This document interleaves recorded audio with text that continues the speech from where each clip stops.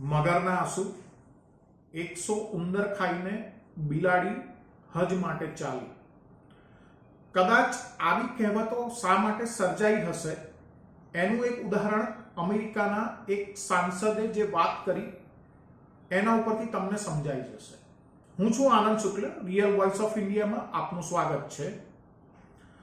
અમેરિકામાં સત્તાધારી ડેમોક્રેટિક પાર્ટીના સાંસદ બેન કાર્ડીને ભારતના સિટીઝનશીપ એમેન્ડમેન્ટ એક્ટ ઉપર એક વણજોઈતું નિવેદન આપ્યું છે.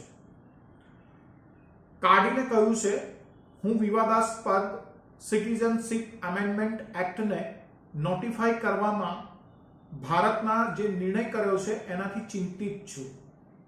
ખાસ કરીને તેને રમઝાનમાં લાગુ કરવામાં આવ્યો. ઘણું ખોટું થયું. આ વધુ ચિંતાની વાત છે. હવે આ અમેરિકાના સાંસદ મહોદય એ અમેરિકાના રાષ્ટ્રપ્રમુખ જો બાઇડનની ડેમોક્રેટિક પાર્ટીના સાંસદ છે, તેની સાથે સંબંધ ધરાવે છે. કાર્ડીન અહીંયા રોકાતા નથી. કાર્ડીન આગળ એમ પણ કહે છે, જેમ જેમ અમેરિકા ભારતના સંબંધ ઘનિષ્ઠ થઈ રહ્યા છે, આ મહત્વનું છે કે સહયોગ ધર્મથી પર તમામ માનવાધિકારોની સુરક્ષાના સંયુક્ત મૂલ્યો પર આધારિત હોય.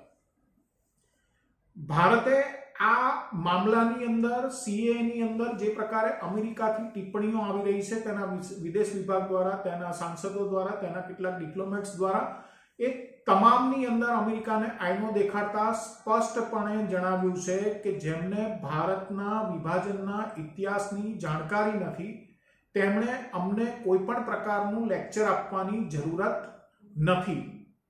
ભારતે સીએએ પરની ટિપ્પણીઓને ખોટી માહિતી આધારિત અને અયોગ્ય ગણાવી છે. તો અમેરિકાના જ Hindu Policy Research and Advocacy Collective એટલે કે હિન્દુ પેક્ટ અને ગ્લોબલ હિન્દુ હેરિટેજ ફાઉન્ડેશને સીએએ નું સમર્થન કર્યું છે. સીએએ પ્રમાણે પાકિસ્તાન, બાંગ્લાદેશ, અફઘાનિસ્તાનના બિન મુસ્લિમ પ્રવાસીઓ કે જેઓ ત્યાંથી અત્યાચારને કારણે ભારત આવ્યા છે તેમને ભારતની નાગરિકતા મળશે. તેની જે કટ ઓફ લાઈન છે, એની કટ ઓફ ડેટ છે, એ કટ ઓફ ડેટ 31 ડિસેમ્બર 2014 છે. તેના પહેલા જે આ પ્રકારના પ્રવાસીઓ આવ્યા હોય તેમને ભારતની નાગરિકતા સીએએ હેઠળ આપવામાં આવશે. આ નાગરિકતા આપવા માટેનો કાયદો છે, કોઈની નાગરિકતા છીનવવા માટેનો કાયદો નથી. જેવું કે અમેરિકાના સાંસદ કે ડિપ્લોમેટ કે અમેરિકાનું વિદેશ વિભાગ જે પ્રકારની વાત કરી રહ્યું છે, અથવા તો ભારતની અંદર અમુક લોકોની જે માન્યતા છે એ પ્રકારની કોઈ વાત સીએએ ની અંદર નથી. સીએએ થી ભારતીય મુસ્લિમોની નાગરિકતા પ્રભાવિત થઈ રહી નથી. આ ચોખવટ ભારત સરકાર અને ભારતના વિવિધ મંત્રાલયો અને વિભાગો દ્વારા અવારનવાર કરી દેવામાં આવી છે. સીએએ સાથે ભારતીય મુસલમાન સમુદાયને કોઈ લેવા દેવા નહીં હોવાનું સ્પષ્ટ કરાયું છે. હવે અહીંયા સવાલ એ છે કે અમેરિકામાંથી જગત જમાદારની ભૂમિકા તુરંત આવા પ્રકારના ઐતિહાસિક સંદર્ભોને જોયા જાણ્યા વગરના નિવેદનોથી શા માટે ઊભી કરવામાં આવે છે? શા માટે કોઈ સાર્વભૌમ દેશની આંતરિક બાબતોમાં દખલ કરવામાં આવે છે? ભારત એક સાર્વભૌમ શક્તિ સંપન્ન પરમાણુ દેશ છે, ત્યારે ભારતની આંતરિક બાબતોની અંદર, આંતરિક કાયદાઓની અંદર દખલગીરી કરીને અમેરિકા શું સાબિત કરવા માંગે છે અને એનાથી તેને શું હાસિલ થશે? જો ભારત એ અમેરિકાનું નોન નાટો સ્ટ્રેટેજિક પાર્ટનર બનવા તરફ આગળ જઈ રહ્યું હોય, અથવા તો બની ચૂક્યું હોય, અથવા તો બહુ જ મોટી ઘનિષ્ઠતા હોય, તો ભારતની પરિસ્થિતિ અને ભારતના ઇતિહાસ અને ભારતની સામાજિક સાંસ્કૃતિક બાબતોને ધ્યાનમાં રાખી અને અમેરિકાના ડિપ્લોમેટ, અમેરિકાના સાંસદ અને અમેરિકાનું પ્રશાસન અને અમેરિકાની સરકારે વિચારવું ન જોઈએ. આ ઘનિષ્ઠતાની પહેલી શરત છે કે ભારતની પરિસ્થિતિને પણ અમેરિકાએ સમજવી જોઈએ.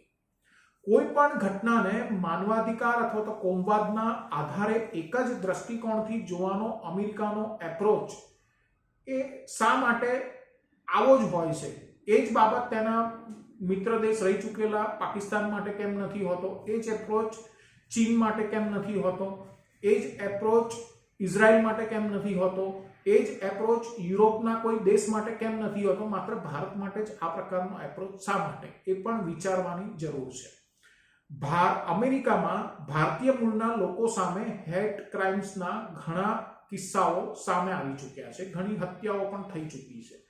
એના ઉપર કેટલાક અમેરિકન પ્રશાસનના નિવેદનો છે એ નિરાશાજનક રહ્યા છે. આના વિશે અમેરિકા કંઈક બોલશે? અશ્વેતો પર થતા અત્યાચારો અને એમનો જે ભેદભાવ છે ત્યાં આગળ અમેરિકામાં આજે પણ છે. અમેરિકા આના ઉપર શું વાત કરશે? અમેરિકા CAA ની અંદર મુસ્લિમોને બાકાત રાખવાની વાત કરે છે, પણ ઐતિહાસિક સંદર્ભ તો સમજતા નથી. ભારતનો જે વિભાજન થયું છે ધર્મના આધારે થયું છે. ધર્મના આધારે થયું છે તો મુસ્લિમોએ પોતાનો અલગ દેશ માંગ્યો હતો, અલગ દેશ તેમને મળ્યો છે. હવે મુસ્લિમોના દેશની અંદર અત્યાચાર કેવી રીતે થાય? જો બિન મુસ્લિમોને ઉપર અત્યાચાર થાય તો એમના માટે ભારત એક આશરો છે, અને આની સત્તાવાર રીતે જાહેરાત એ CAA દ્વારા થઈ રહી છે.